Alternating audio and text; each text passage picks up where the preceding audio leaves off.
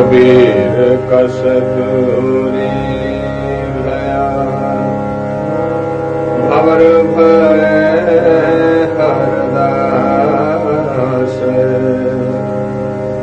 भवर भय हरदास।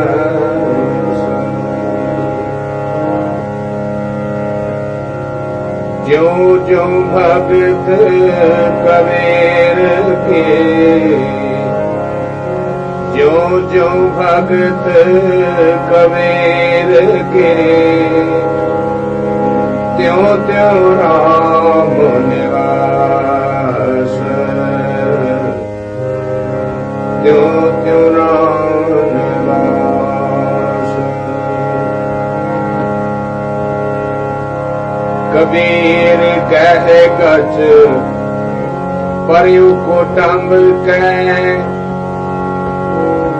कह गच परयु कुटुंब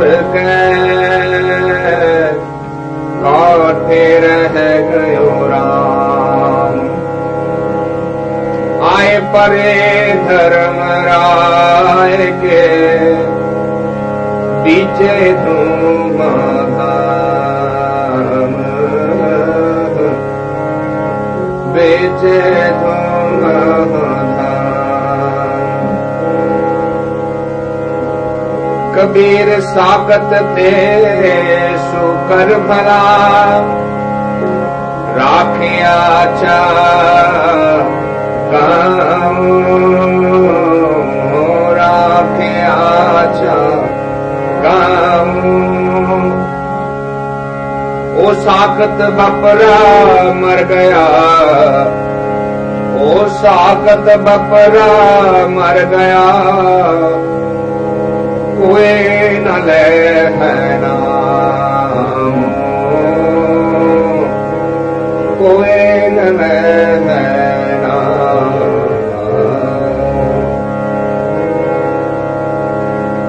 कबीर कौड़ी कौड़ी जोर के जोरे लाख करोड़ जोरे लाख करोड़। चलते बार ना कछ मिलो लई लंगोटी तो लई लंगोटी तो। कबीर कसतूरी भया कबीर बैसनो हुआ तो क्या भया माला में ले जा। कबीर बैसनो हुआ तो क्या भया माला में ले जा। बाहर कंचन बारहा बाहर कंचन बारहा भीतर भरे भंगार भीतर भरे भंगार। कबीर रोड़ा हुए रो बाट का तज मन का अभिमान। ऐसा कोई दास होए ताहे मिले भगवान ताहे मिले भगवान। कबीर रोड़ा हुआ था क्या भया पंखे को दुख दे पंथी को दुख दे ऐसा तेरा दास है ऐसा तेरा दास है जो धरणी में खेले धरनी में थे। कबीर खेब हुए तो क्या भया, जय उड लागे अंग। हर जन ऐसा चाहिए जो पानी सरबंद। कबीर पानी हुआ था क्या भया, सीरा ताता होए।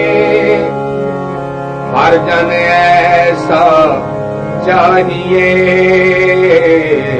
हर जन ऐसा चाहिए जैसा हर देव होए, जैसा हर देव होए। कबीर कस्तूरी भया।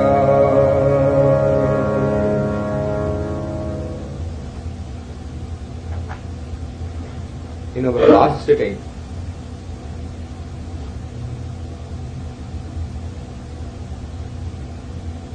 Kabir ji tried to compare the two level of existence.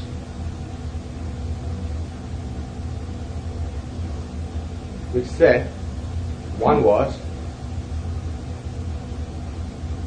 Kabir ऐसा जंतिक देखिया जैसे धोई लाख, बीसे चंचल बहुगना मत हीना नापाक.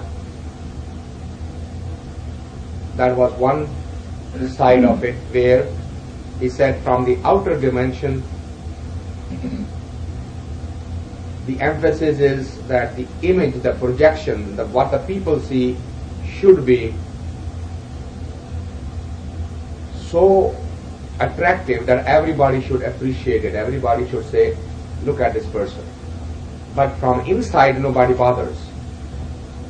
And anybody who's in the path of the true mysticism, true spirituality, that soul, that entity, that body is very little concerned with what is outside. The emphasis on the inside. And then he took us to the next dimension. Kabir मेरी बुद्ध को जम न करे तिस्कार, जिन ए जमुआ सिरजया सो जपया पवरदगार. So he says, the only way to get there is to focus on that ultimate source, that ultimate energy, that ultimate creator, which is the source of it all. And he carries that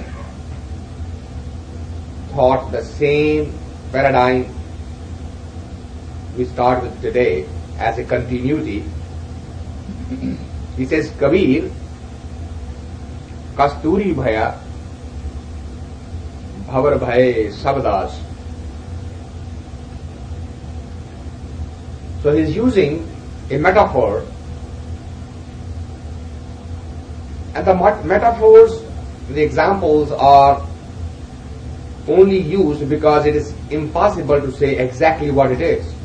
What has happened to Kabir? What kind of transformation took place once he got on the path and he started meditating and the chanting or the other disciplines that he was following? What happened to him? What does it do to an individual? How does one explain as to where I have arrived? What did I achieve? And you will find that a question amongst ourselves also. That state of blissfulness, what you say, and you've been talking about, what does it feel? Okay, I'll sit down and I'll follow this practice. Then what? How would I know that this is exactly what it is? And it is impossible for any evolved soul to put it in a precise words and define that state. So they use these parables, the similes, that use these different types of metaphors, and the metaphor always falls short of what the reality is. It can never ever come to the exact state. It doesn't matter what you say about it. That is the mystery of this whole situation. No matter how you try to define the ultimate experience, it will be short. The only way you can really know what it is for yourself to actually get there. And so those who are there, they try to entice us, encourage us, to motivate us by giving these examples. And they are not to be taken literally, they are not to be focused on as if, then this is what I am going to be. Because if that is what you pick on, let's say that somebody gives you the promise, you will have this power if you do this. So now, if you get on that path, why are you on that path? You are on that path because somebody told you are going to get the power. So what is the focus now? Is the path the focus or that promise? Right?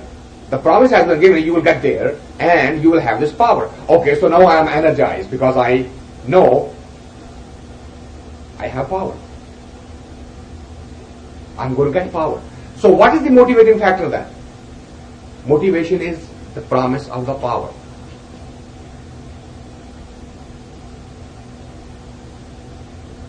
It's a beautiful Urdu poem.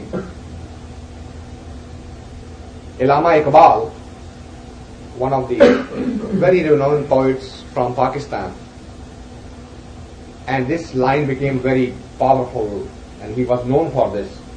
What a statement he made. And the statement was, मिटा दे अपनी हस्ती को गर कुछ मर्तबा चाहे कि दाना मिटकर गुलो गुलजार होता है. Says, if you want to be somebody, then destroy your ego. Now, why? And he uses the parable that the seed, when it goes under the ground, only then it becomes a flower. Now, from the surface of it, it's very appealing. मिटा दे अपनी हस्ती को. But look at the second half of the statement. अगर कुछ मर्तबा चाहे. Right? Look at what is happening here. From the surface of it, how appealing it is. मिटा दे अपनी हस्ती को. Destroy your ego, kill your ego. Sacrifice yourself. But are you sacrificing yourself? This is what I mean when I say, meditate on this now. Look at this statement. Because the statement says, gar kuch martaba chahe. So, agar hasti mit gayi, martaba kaun chahega? That means, the focus is in that grandiose schema. I want to be somebody. So, I am going to pretend I am nobody. Then everybody will say, no, don't say that, you are a great man. So that was my motive, right? My motive was that everybody should say, I am a great man, so I start repeating, I am nobody. And somebody says, look how humble he is. He's a great man because look how humble he is. So have I destroyed the ego or have I created the ego? It has exactly the opposite. So the words, unless until you are on that path and you take a look at deeper into it, the things are not exactly what they seem. So Kabir is using a parable here. It says, Kabir Kasturi Bhaya. Now Kasturi is a very fragrant and considered a very holy thing particularly by Vedanta, because it's used in all this religious, spiritual marriages and all ceremonies. Kasturi is used. So he says, what has happened? He says, well, because got on the path, that individual got on the path, and what happened to him? He says, Kasturi Bhaya, Bhavar Bhaye Sabdas. So everybody who sees it now is attracted. What is a bhavara? The bee that is attracted by the flower, the fragrance of the flower. Now, if you go deeper into this, you will be surprised that the attraction of that bee is actually very destructive. What happens to that bee is it comes to the flower, sits on the leaf, and it becomes so lost in that fragrance, forgets to fly away. And in the evening, the leaf closes and the bee suffocates and becomes the food. Would you believe that the flower actually gets the nourishment from that bee? It closes the leaf and it dies, and it absorbs the entire body juices into that flower.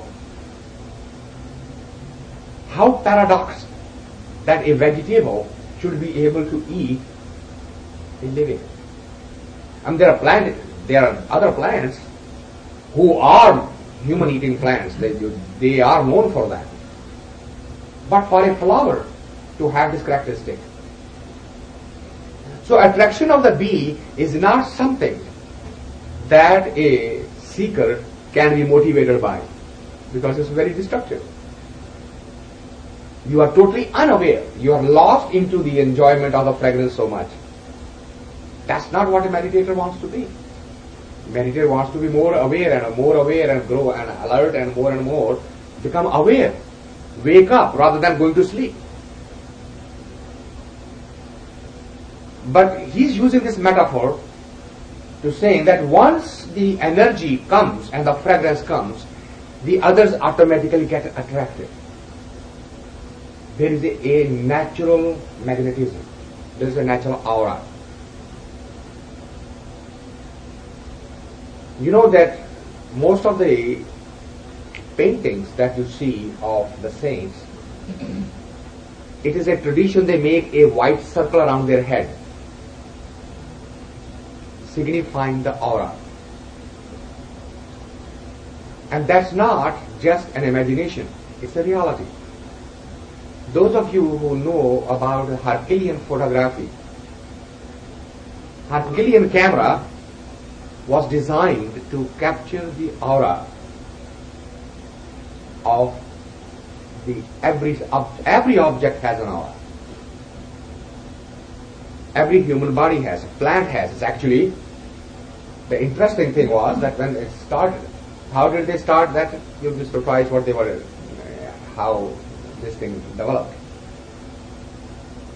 They were studying that what happens to a plant when you cut it.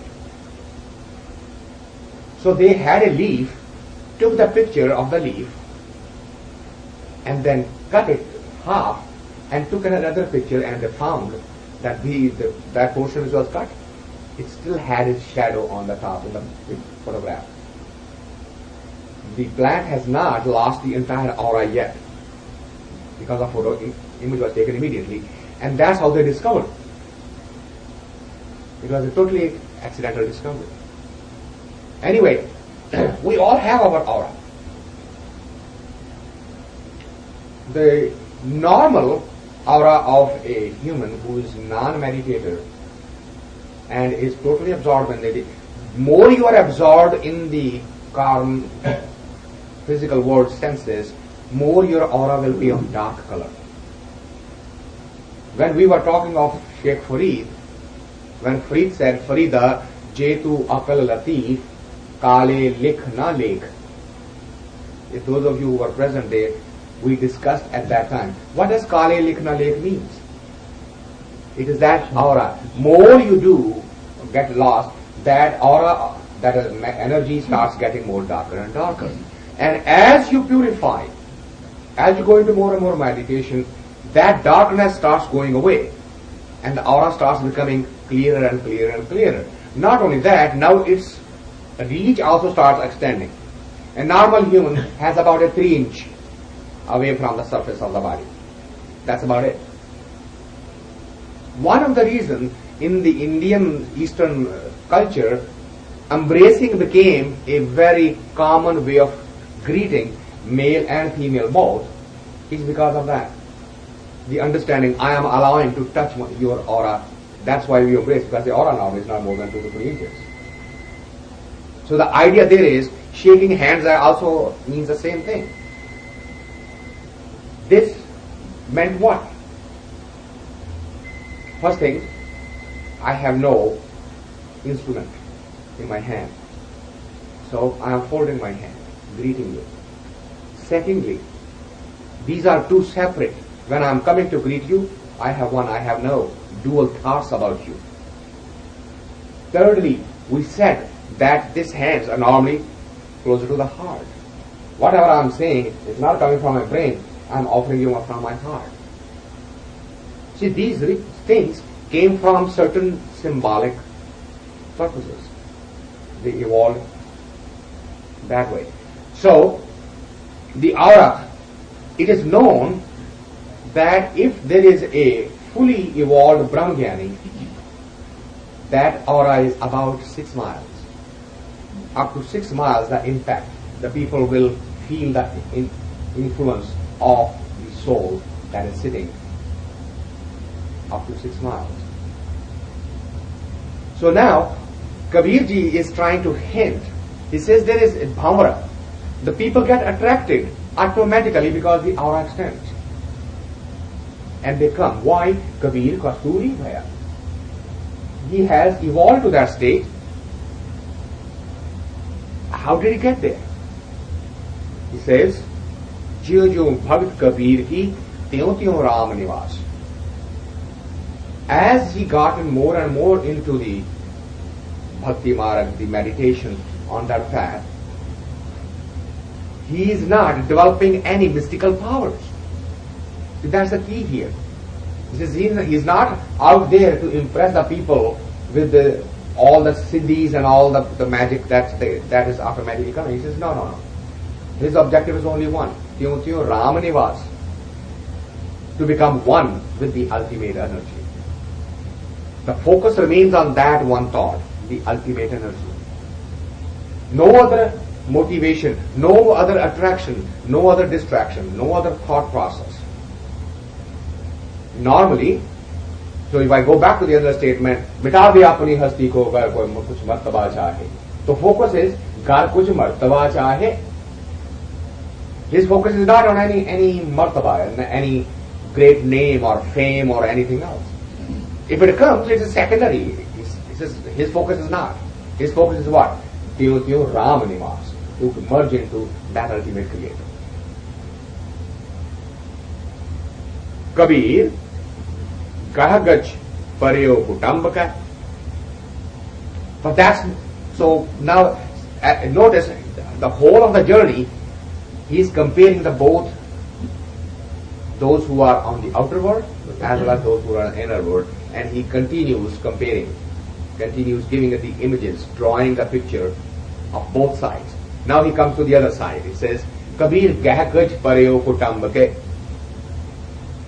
Garbage around him. Lot of people, lot of noise around. Kutam. Kutam in Gurvani is not just those who are related to you. Normally it's translated as your own family members.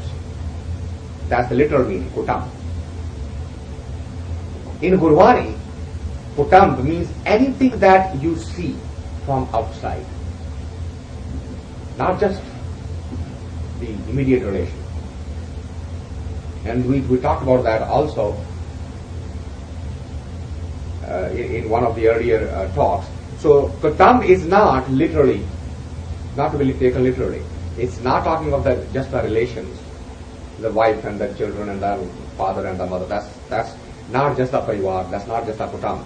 In Gurvani, Kutam literally means anything and everything that you can see from the outside world. And its noise level, he says now you are lost, the soul is lost in the entertainment of that noise. Gagich Paryo Kutambaka. All of the entertainment that's coming, you're lost in that, and what happened? Kanthe rahe gayo Ram. Kanthe means on one side. Kanthe doesn't mean the throat. It means side. And we see that in our life all the time. We have talked about this earlier also. That anything to do with the spirituality is always the absolute last event. If we have no other distraction, any other reason will take us into the other world. Well, okay, let's take care of this first. Slightest excuse, slightest reason will distract us from. We would never ever say, I am not going to do this because this is my time to do that. It never happens. There's a beautiful parable in Panchadasi, and the parable is that there was a temple, and the priest who was there, he will get up every morning and every evening and will do the ritual in front of that the statue. But there was one person in that village who was so opposed to this, he will come every evening and throw stones at it. And the story goes that one evening the priest felt a little sick and did not perform the ritual. And in the evening that person came, and it was raining and everything was going on, and so there was no physical way for the people to come, but he found the way to get there and come and throw the stones. The story goes that in the night, that god or that entity they were worshipping came in the dream of the priest and said, "You are going to be punished today." So he asked the question, he said, "Why punish me? I am your worshipper. If you want to punish the one who comes and throws stones at you every day." And the answer came, no, his belief is stronger than yours. So you are not being punished for doing that, you are being punished that your belief got shaken up. The distraction took you away. You found an excuse and you got away. It's a beautiful parable to say that on the path, and this is something that every mystic will tell you. There is no vacation from it, there is no Saturday, Sunday from it, there is no break. You cannot find the reasons and explanations for saying, I didn't do this because of that. It just does not apply. That rule does not apply here. And Kabir says, what is happening in the world is exactly the opposite. He says every distraction takes you away. What is happening? Kabir gahgach paryo kutambaka.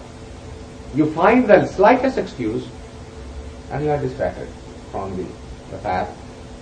Kante reh gaye ram. You put that name, that your routine, whatever you start, you put it on the side and say, let me attend to this first. Why? Because that's more attractive. Or that's the attraction or distraction, regardless, you are taken away. So then what happens? He says, Aya pare dharmaraya ke biche dhuma dham. He says, look, when the last message is going to come, do you think the messenger is going to worry about how much noise and entertainment is going on? Would you be able to hide anywhere? Would you be able to close the doors and lock the windows and escape? Is there any place? Because what will happen? It says, and there is another hymn by Kabir in which he says, Chal darhal दीवाने बुलाया और फरमान दरगाह का आया. Chal darhal. Darhal means just the way you are. When that message comes, your 1 foot may be on the outside of the door, 1 foot may be in the inside of the door. You will not be allowed to pick up that foot or put up front or back. When the message comes, it will be on that moment and say, just the way you are. Chal darhal. So that message when it comes, it doesn't matter how much entertainment is going on around you, how much noise is going on around you. It will say, at this moment, and there will be no compromise. There will be no relaxation. That rule, that message will be of that moment in time. So right now you are lost in those noise level and that entertainment. He says, but it's not going to happen. So then what should you do? He says, look, and the metaphor he is using now is mind-boggling. Look where he is taking. He says, Kabir sakat te sukar bhala. Sakat, the one who is detached from the ultimate source and attached with the outside, that's sakat. And sakat te sukar, suwar, a pig. He says that a pig is better. Why? Look at his logic. Look at his argument. He says, Kabir sakat de sukar bhala, rakhe acha gaon. What happens? Normally, I mean, this logic would be very, very offensive to some part of this world. You know, in Islam, it is forbidden. In Judaism, it's forbidden to talk about pig or eat pig or do and why. Because the paradigm is that animal actually its own food is the human waste. It stays in dirt and eats dirt. Okay? Hence it was forbidden. And he says, look at that particular animal. What is he doing? He says, Rakhe acha gaon. He says, helping to keep the village clean. He's absorbing the dirt, eating it all up. But what is the end result? He says, Rakhe acha gaon. It keeps the village clean. It's coming out. It's but serving some purpose in nature. It's doing something good in nature. This sakat cannot do anything good, not even that much. Why? Because that individual is only going to be self-focused. It has nothing to do with what happens to the others. Whether the others are being helped or not is never going to occur. Kabir साकत ते सूकर भला राखे आछा गांव ओ साकत बपरा मर गया कोई ना ले है नाव. Says when the last moment comes, then the people say, well written.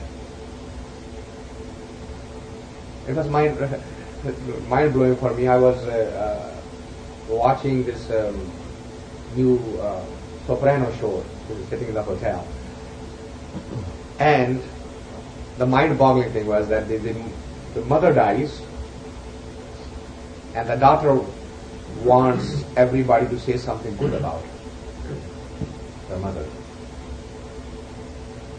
But the reality that she was a very, very terrible woman, and for a few moments of pretense, the reality comes out. And if everybody falls, there's no reason to say anything good about it. Stop the pretense. Kabir talks about that type of faith. So he says, Saka. When he goes away, if it is being said that for the sake of, normally people in society we have this at least custom, that one who is dead, we don't want to say anything bad about it. And that's the tradition. So what does that mean? Is that what you're really feeling inside? So then you have to force yourself to think about and try to take the negative and try to turn it into that positive. If he was stubborn and self-willed, you say, well, he was a very strong mind. Just turn it to strength. He was very stubborn. We won't say now he's stubborn, and now it says that he was very strong though. If he was as a miser, we'll say he was very, very careful about his wealth. Now we want to take that and turn it into positive. If he hurt other people for his own benefit, and we'll turn that around and say, he always watched for his own family. It was a very good point. How many he hurt in the process, we will not mention that. And Kabir is challenging that notion. He's saying, yes, you are using good words, but is that what really you are thinking? In the heart? This is no. The reality is, Sakad Bapura mar gaya, koi na le hai now. In reality, in heart, everybody says good riddance.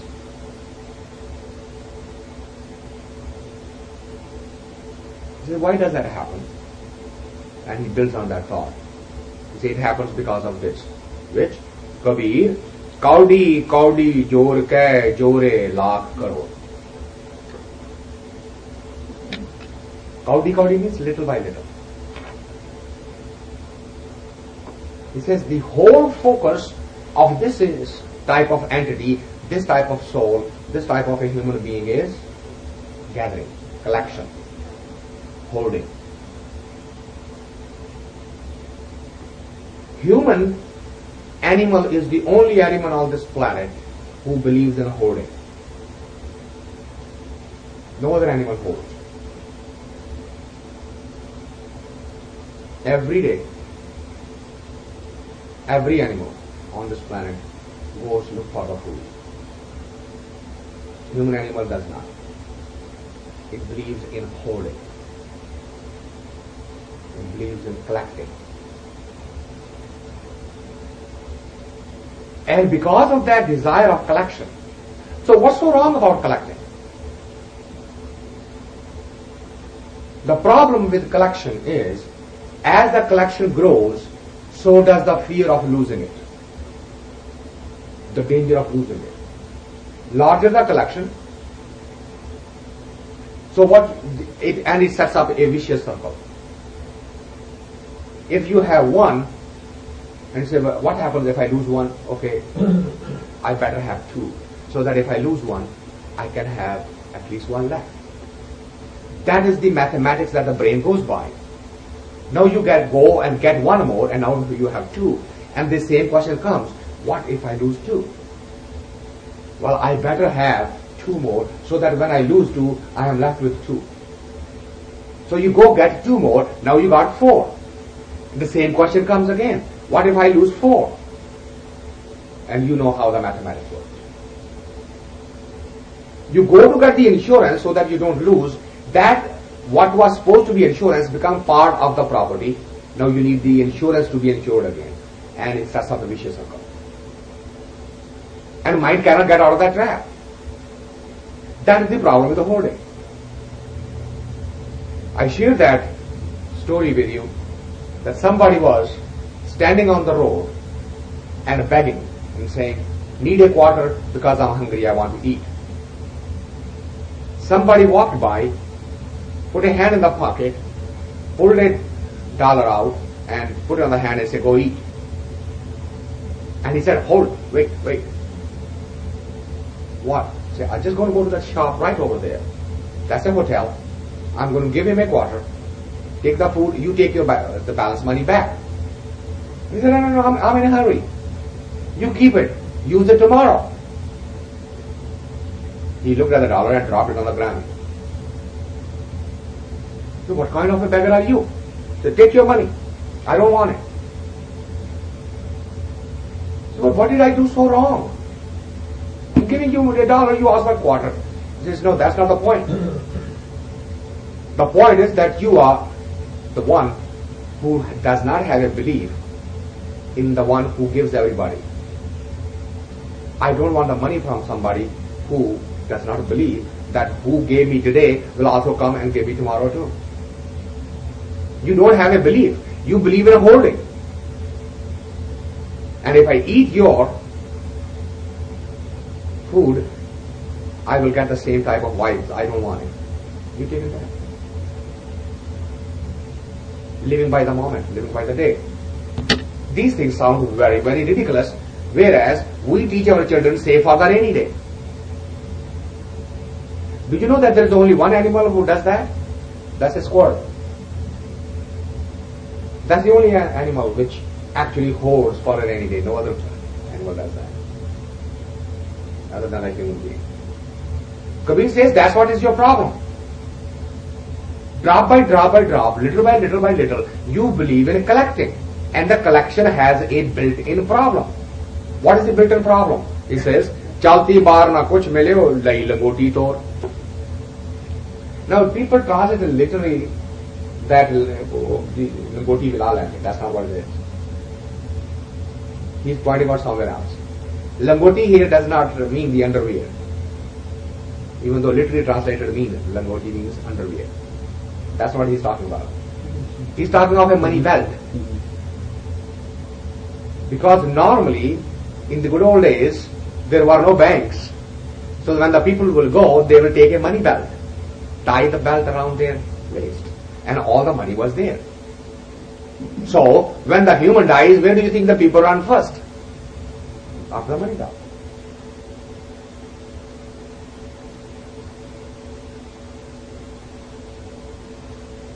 It is mind-boggling. What happened? That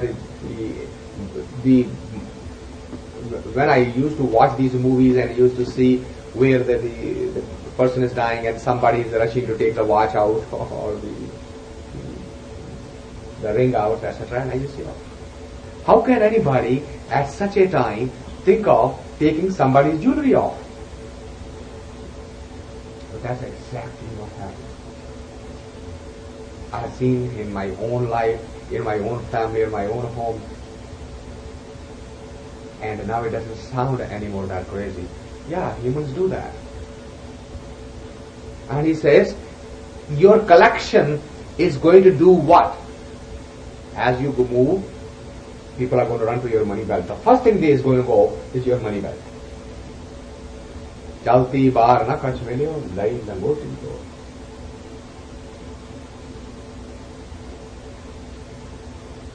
But what do the people do? He says when they are on this, normal tendency is to fall into the rituals. To appease your mind, you will fall into the rituals. And he builds on that ritual. He says, Kabir, Vaishno hua to kya bhaya? Vaishno does not mean here vegetarian. That's what it literally translates. Now, Vaishno means the worshipper of Vishnu, Bhagat of Vishnu. That's called Vaishno. Now, Vishnu's Bhagat. Do you know that there are three, just the trimurti, we have talked about the three symbols, and in the Christianity, the Father, Son, the Holy Spirit. Similarly, we have the Vishnu, Brahma and Mahesh Trinity. Now, if you go to India, now the Trinity for Indian mythology is Brahma the creator, Vishnu the sustainer, and the Shiva the destroyer. Now you will find that there are a lot of temples of Shiva and a lot of temples of Vishnu. Very few temples of Brahma. Now why is that? Have you ever thought about it? Because Vishnu is the sustainer.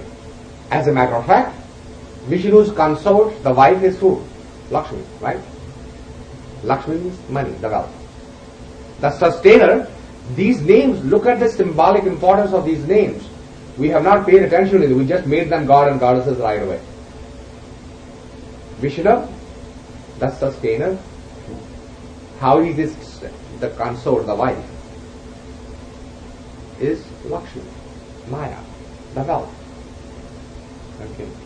So, I need Vishnu because I want sustenance. So I worship it. I worship Lakshmi. Now, Shiva, the destroyer. His concert, Parvati. Par, to go the other side. To take to the other dimension. That's how the name came out. Shiva, consort, Parvati. Means what? Destruction, to take to the other side. So I'm afraid of the other side, so I worship him too. But the Brahma gave me the birth, so well, he gave me the birth, the job is done, why do I need him now? So why worship him? So you will notice there are very few temples of Brahma in India. One or two at the most. So now Vaishnav. So why do we worship Vaishnav? Because he's the sustainer. So we worship the well. He says, okay, fine, now you have picked up it.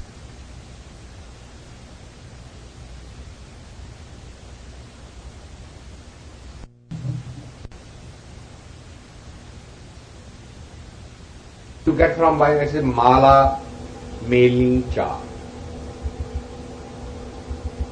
Galu Char Mala Pali. The beads. To worship, you have the beads, and you are the rosaries kind of rituals that you do. And so, this is from the outside. Yeah, exactly. That's what is called mala. The rosary, the beads. And we earlier saw Kabir's comment about that. He basically said that.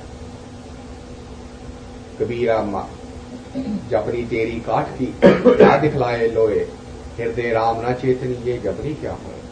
We talked about that. He said that if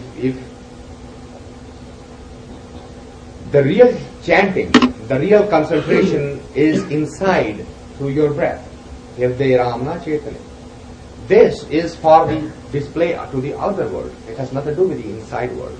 So if you are really interested in the meditation, then stop this pretense to show the world, to impress the world, go inside. And he's giving the similar type of thing. He says, Kabir, Baisano hua ta kya bhaya, mala meli char. All you have is few beads. And what does bead do? He says, here's what happens. Bahar kanchan baraha. So the outside world is very much impressed. Great saint, great meditator, great Bhagat, great soul. Everybody will have that praise for you. But what's happening inside? Bhitar bhari bhangar. Inside, bhangar means something that is, a base coin, not the real coin, the base coin. That's what bhangar means, khota. See, inside is absolute impure. Why? Because the focus is on the outside. And why the focus is on the outside? Because you want to collect, you want to gather. He says that's not going to help you. Alright. Now he has painted a picture. What happens when you are on the outside? Now he is going to give us the process. How do you turn inside? The next four couplets are absolutely the essence of Kabir's life. So let's pay attention to this. It's a very commonly quoted in the Sikhism world. This is very commonly quoted, but quoted literally. And we will go on the both sides of it. We'll look at the literal meaning and we'll see what Kabir is trying to teach us through this. He says, Kabir roda hoiro batka tajman ka jivan. Roda, a stone. He says the process starts with what? He says pay attention to that stone. Can you learn something from that stone? What should I learn from the stone? Stone has no desire, no wish of its own. If somebody kicks it, it goes that way. If somebody picks it up, it doesn't say don't pick me up. Somebody throws it away, it doesn't say don't do that to me. It doesn't complain, it doesn't do anything, it doesn't ask, it just sits. It has no wish of its own. What does that mean? Its I is gone. Now you can say, well, stone is lifeless, so I is gone, big deal. No, I am life, full of life. How can I be like him? He says, well, just learn from him. That's your first step. Roda hoiro batka. Bat means on the road, on the way. He said, can you watch that stone on the way? Look at that. Can you be like that? Can you learn something from it? Roda hoiro batka. Can you become like that? That's the first step. Roda hoiro batka. Do what? Taj man ka abhiman. Drop that ego. Drop that desire of I am somebody, I'm something, I have a need, I have a desire. Can you do that? He says if you can be on that path like that, ऐसा कोई दास होए ताहे मिले भगवान. There is a possibility if you can get on that path, there is a possibility that you will get to the ultimate state of blissfulness. Mile Bhagwan, to meet the ultimate creator. Let's see where he goes with this thought now. First he gives this statement and then he rejects this statement. The next statement rejects the first statement. How he is rejected? He says, Kabir, roda hua to kya bhaya? He said, wait a minute, no, that's not good. If you become like a stone, so what? What's the big deal? Wait a minute, you just said that. He says, well, but now I understand. As the consciousness is going higher, as the evolution is taking place, what's happening? He says, Roda bhaya to kya? Roda hua to kya bhaya? Panthi ko dukh de. Panthi means the one who walks on that path, walks on that road. So you see, if there is a stone and somebody walks by and that stone is on the way, what will happen? It will hurt the foot of the person who is walking. Whereas it has good characteristic, it also has the negative. Good thing is it has no ego. The bad thing is that it still has the power to hurt somebody. So long as it has that negative thing, he says it's useless. So long as there is a energy left to hurt somebody, you haven't gone on the real place. Okay, so what should I do? He says, ऐसा तेरा दास है जो धरनी में खे. खे means the dust. He says, no, you should not be stone, but actually should become the dust. So grind the stone to the finest possible level so that it becomes dust. Now when it has become dust, now it has lost that power to hurt somebody. It still doesn't have the ego, and it also doesn't have any more power to hurt anybody. Okay, so now the evolution takes place and you got to the next stage, which is from the stone you have become dirt. Have I reached yet? He says, now he's going to reject that thought. He takes you to the next layer. He says, Kabir, khe hui to kya bhaya? He says, so what? If you become like a dirt, so what? So now what's the problem? He says, Jo ud lage ang. Dirt also has a negative connotation. What is that? It gets up and makes everybody dirty. The clothes dirty, the body dirty. It still has a power to do something negative. What? Makes others dirty. Jo udna.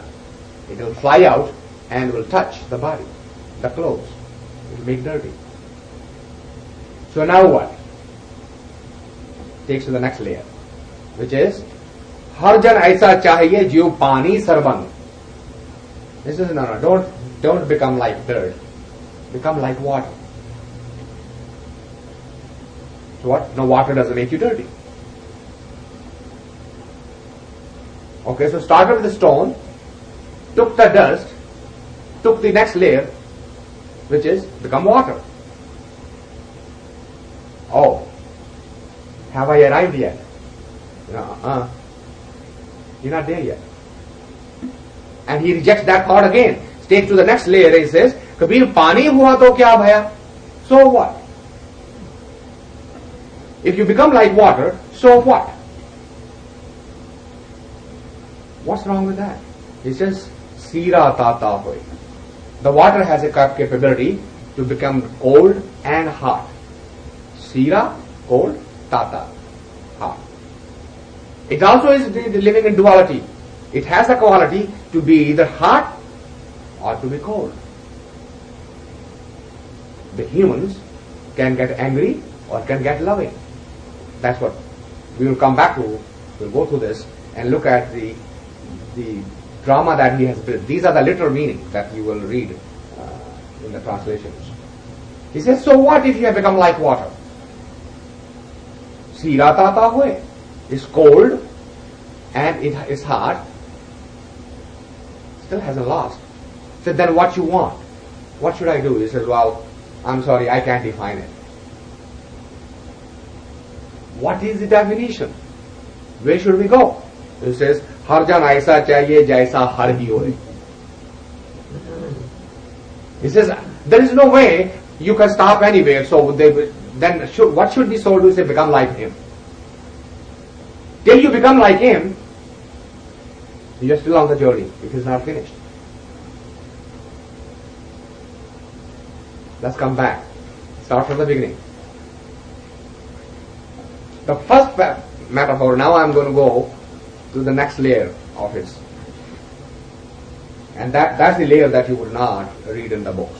So far, almost the books will give you, in different words, these meanings. Now look at what he has chosen. He has chosen 4 things. A stone, dust, and water. Okay, those are 3 things he took. Now let's look at these 3. Stone has a physical form, a definite form. It occupies a space and it has a meaning in time and space. A physical dimension. Anything that is physical in nature will occupy the space, will demand its own right to exist. That's the first attachment. A physical dimension person would always be stubborn. Why? Because it has to exist as its own term. This is a physical thing, a harmonium of this size. If Virji was to tell, would you move this corner because I need more space, it will say, I am going to stay here where you are, you move. It will refuse. Why? Because I am what I am, who I am, and I need my space. This is what happens in our physical relationships. A stubborn individual is more physical in nature, and the definition of stubborn is what? It doesn't change, right? And we have very difficult time in dealing with a stubborn person. You know subconsciously what it reminds of to us? Who doesn't change? The one who dies. Isn't it? People, the bodies lying in the graves have lost the capability of changing. Anything that is alive will always change. At least from the outside, if nothing from the inside. The nature forces the body to change. Every 7 years, every cell of our body has been renewed. The old cells die, new cells are born. Nature's means, alive means change. Dead means no more change. So a stubborn person subconsciously reminds of death. The person is not changing. Hence we have a very hard time dealing with it. It's very difficult to live with. That is a sign of physical. So Kabir takes the paradigm from a stone and says, even if you become like stone and become egoless, you are still occupying the space, you're still existing, you are demanding your space and time. That dimension is not spirituality, that belongs to physical. Okay, now he goes to the next layer when he says he has taken the example of dust. Now take a look at the dust. Dust does not demand a complete space. It can be changed around. You put it into any container, that's fine. It will take its shape. Even though it has lost that physical, what is the next layer? How do we exist next level? Next layer is the emotional. What is the characteristic of emotional? Emotion is not logical. When the emotion is not logical, it can become completely destructive. It can become fanatic. All of the suicide bombers, all of those that are doing that act in the name of religion, they are coming from emotional dimension. They have no will of their own. They are not stone. They have become dust. They have accepted somebody else's instruction, but the instruction is destructive. Kill yourself and kill others with you. No logic. Pure emotion. Accept the demand. Give yourself up. Your own logic of reasoning or your own discriminating power. Give it to somebody else. And what it turned into? Total destruction. So, just losing your own identity is not necessarily taking you to the meditative states. So he says, yes, you have lost that physical stubbornness.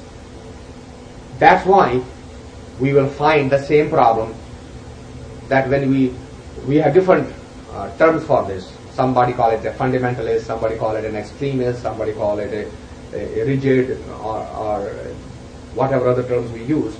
It becomes difficult to have any kind of peaceful coexistence with the soul of that nature who's attached with the emotional energy. Okay, so let's go to the next layer. He took the next symbol from water. Now what is water? Water is a flowing. It's a flow now. Neither dust nor stone have the capability to flow. But the water flows. And it always flows downward.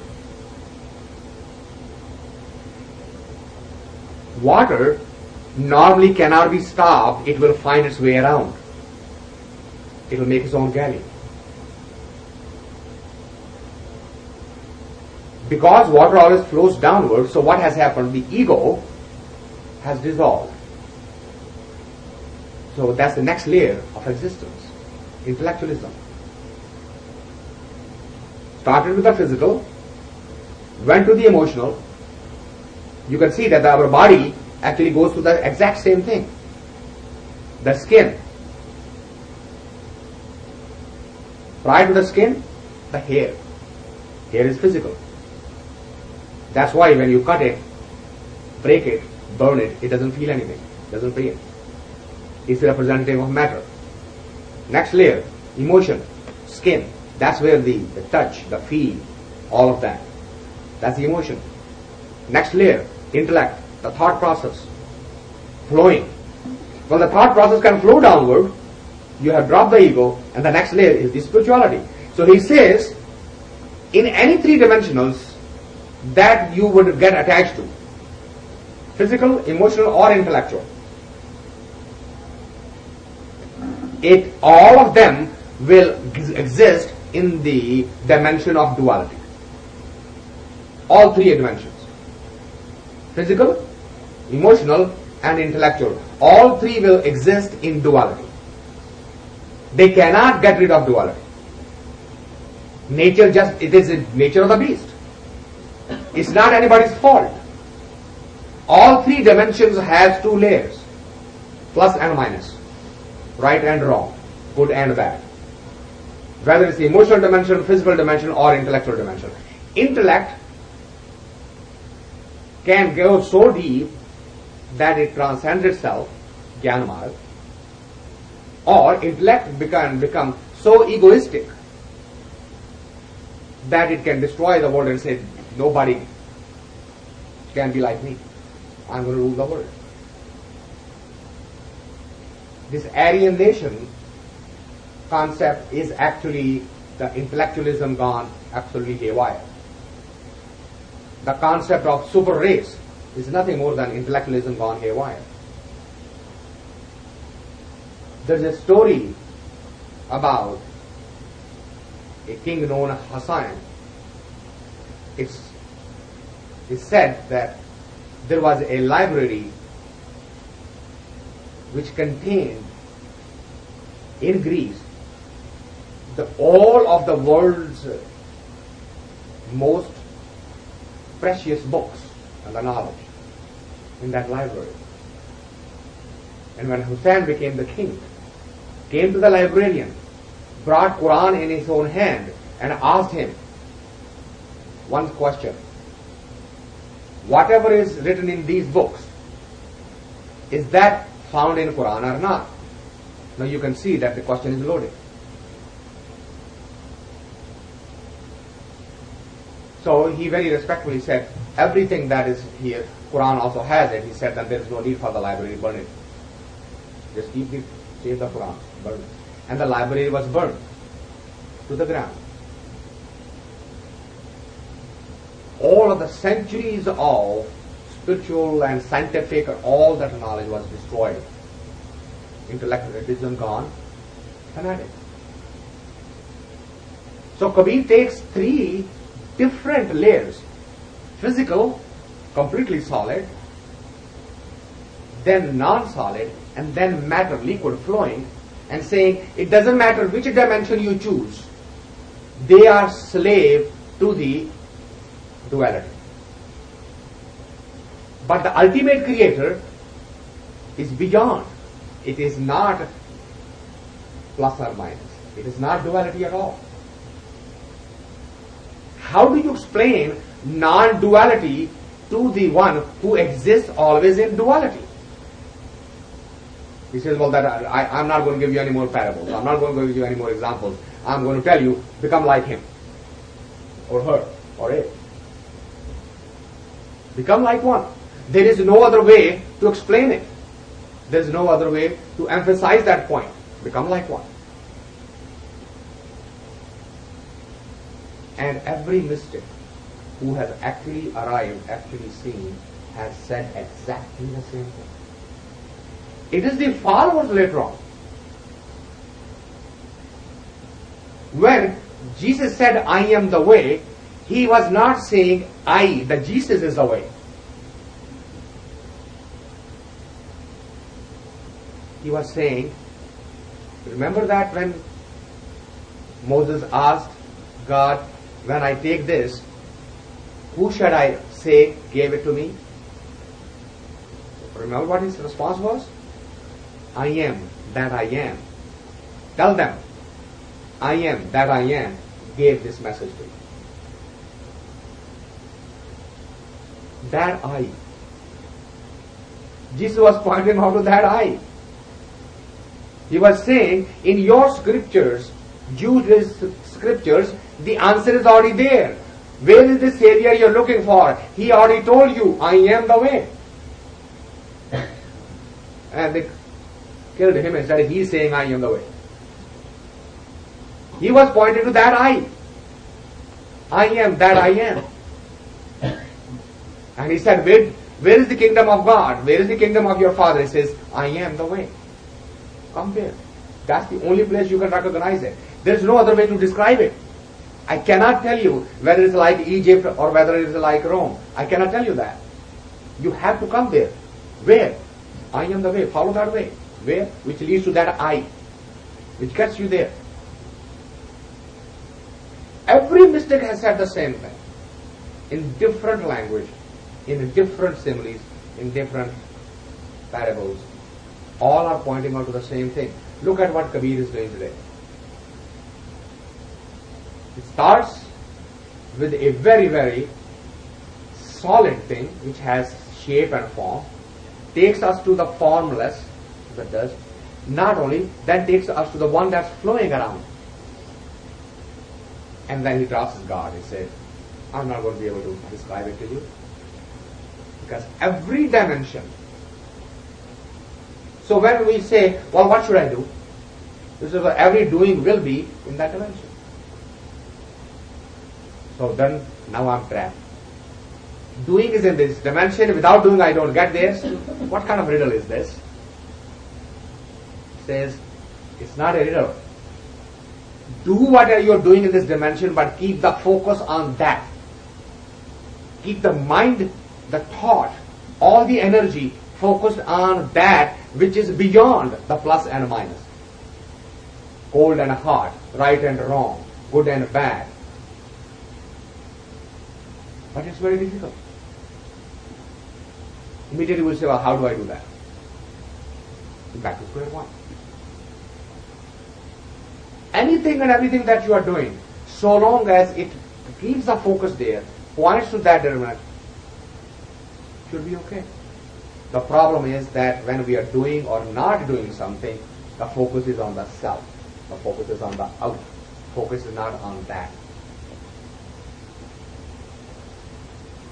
So it's very, very common and usually quoted shlokas from 146 to 149, and it is discussed in quite a bit, but it's looked at literally. Kabir roda hoiro बाट का तज मन का अभिमान ऐसा कोई दास होए ताहे मिले भगवान. कबीर रोड़ा हुआ तो क्या भया पंथी को दुख दे ऐसा तेरा दास है जो धरणी देखे. You cannot take them into single sentences. This is a whole word picture he's painting a picture of and giving us the way. He says you're going to start this process. Starting where? Because you are physical in nature, you will start with the physical. So take the first step. And the first step is start dropping the physical boundaries. And how would you drop the physical boundary? So long as you have this paradigm, which is my path is better, yours is bad. So we define that already, we drawn a boundary. You are wrong, I am right. You have drawn a boundary. The first attempt, any belief system that you have, that will freeze you in a solid boundary. The first requirement is to drop the belief. So your new belief should be and would be, there is no belief. That will become your belief. What? There is no belief. Everything is fine. Everything is okay. You are right, you are right, you are right, you are right. Because at certain level, you are wrong, you are wrong, you are wrong, you are wrong. Till you get to that state, both of them will coexist. So that's the first step. He is actually literally laying out the foundation for us. And then he says, once you have mastered that, which is, you have developed a belief, which is no belief at all, next state will be that you need to now go beyond that. Because After all, that is also a belief that I don't have a belief. And you need to get closer to what? I am that I am. You have to get that state. So he says, there is no other definition of the one who is on that path. What is the definition? Har jan aisa chahiye, har hi jaisa hoye. You have to become like that. Total dissolution of, dissolve yourself into that object. Nothing to stop in the middle. So what does it is saying? He said, don't get distracted by, because now I don't have. So what happens is that normally you start seeing certain things happening around you automatically. Certain powers, certain attractions, that start happening around you. Certain events start happening around you. Sometimes you will say something very innocently and it may become true. And you start saying, oh my God, I have some powers. And they will distract you. They will take you on the side.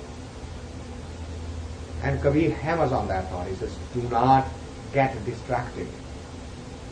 The quality of the stone, the quality of the dust, the quality of the water, don't get distracted.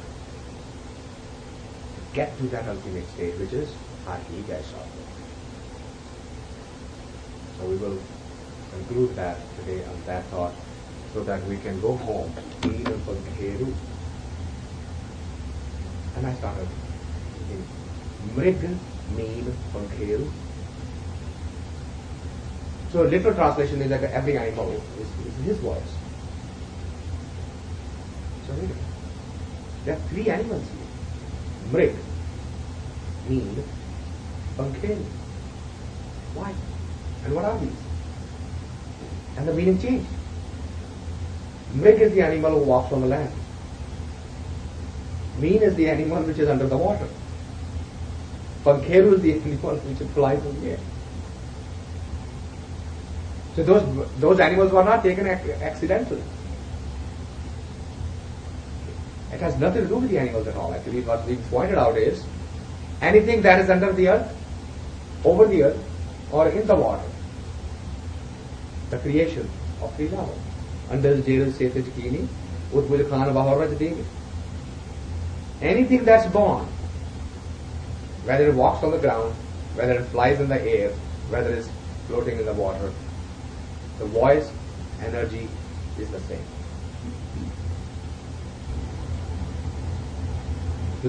So when I started looking at the sequences, why these words are chosen. And so when I was looking at this, I started looking at why stone, then dust, then water. Look at them together and see what the message is. Become totally different. Otherwise, the normal will be translated normally.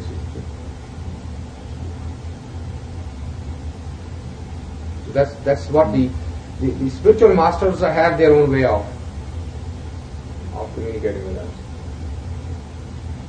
And that's what the beauty of these. That's why these are not